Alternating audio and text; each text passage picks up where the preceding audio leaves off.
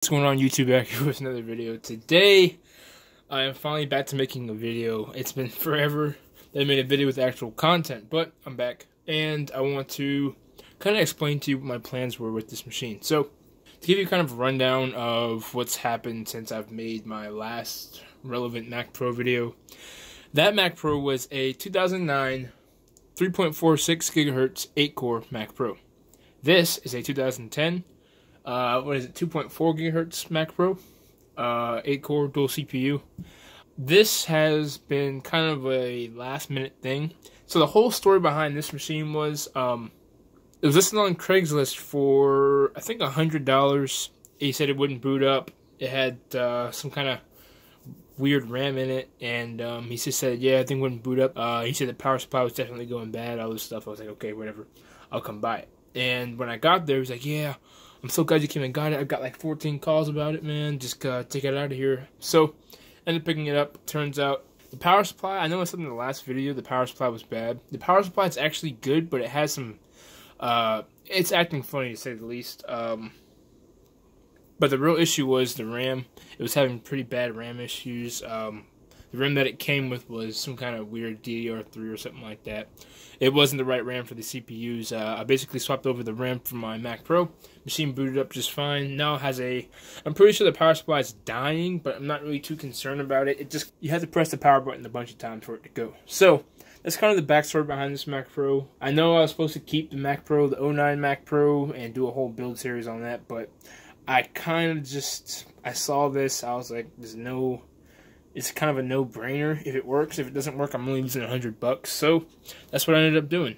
Now, the 09 Mac Pro that I had, I actually sold that and used the money towards other things, my car and all the other stuff. I've actually sold off a lot of my excess stuff. Like I had a bunch of cinema displays just sitting around, like the triple cinema displays. I had those sitting. I had another 30-inch cinema display, but I kind of got rid of all that stuff to put towards either this machine and some other projects I have coming down the road, which is a full network setup. But yeah, so as far as this machine goes, this is basically a carbon copy of my 09 Mac Pro. So if I take it off the tripod and I show you guys the actual inside of the Mac Pro, well, actually it's not really a carbon copy, but I did the Mac Pro power supply mod off of camera. I just went ahead and got it done. It was during the hurricane season. Well, that was a month or two ago. When we had this bad hurricanes, excuse me. I had the cable I ordered for this machine. It came in really quick. You know what? I was going to make a video, but now I have the time. It took me 4 or 5 hours because I stripped the screw. I began to make a video, but I just stopped. But yeah. Then I have dual RX 580s. The Sapphire Pulse and the MSI RX 580. The 32 gigs of RAM. You can't really see behind the first CPU tray or CPU heatsink, but there's 32 gigs in there. Dual RX 580, and you can't really see it, but there's a SM951 PCIe SSD, which was carried over from my 2010 single core or single CPU Mac Pro. So yeah, there's a lot of stuff that's been carried over. Most of the hard drives are the same, but yeah. So now enough rambling, and let me go ahead and get on and tell you guys my plans for this machine.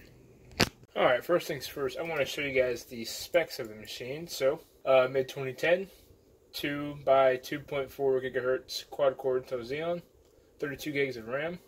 Go to System Report, and look at my graphics displays. There are my two RX 580s.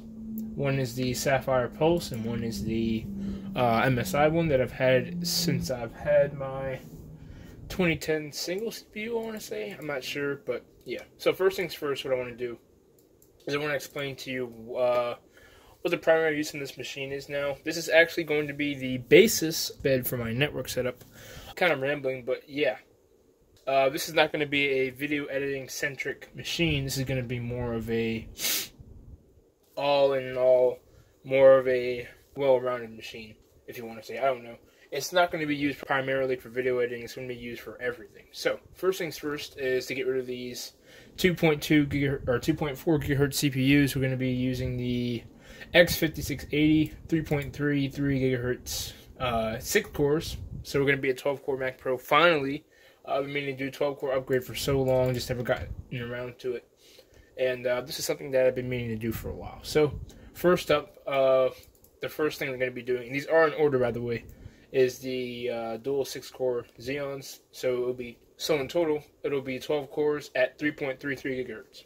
Next up, got the Vega 56 GPU. Now this is something that I've been wanting to change out. I'm not keeping the dual RX 580s. I'm actually going to probably end up selling them to get the money for the Vega 56. Depending on how much money I get from the graphics cards, I'll either be buying a Vega 56 or a Vega 64. Not really too sure yet. Probably just a Vega 56 off eBay or something like that. But if the price is right, I might just go ahead and get one off of Amazon. Let me see here.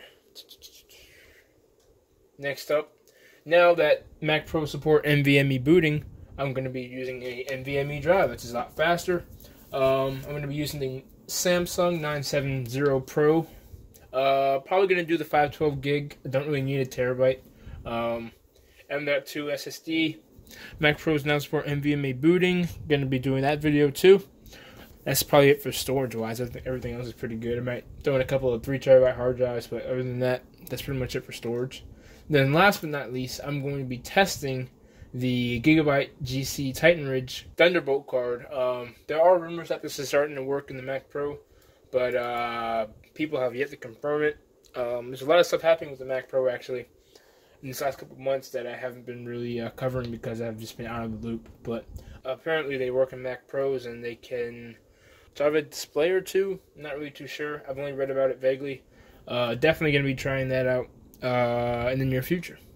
But yeah, guys, that's about it. Those are the plans for the Mac Pro. Going to be upgrading to 12 cores, ditching the dual RX 580s eventually, upgrading the NVMe storage, and possibly trying to get Thunderbolt working. We'll see.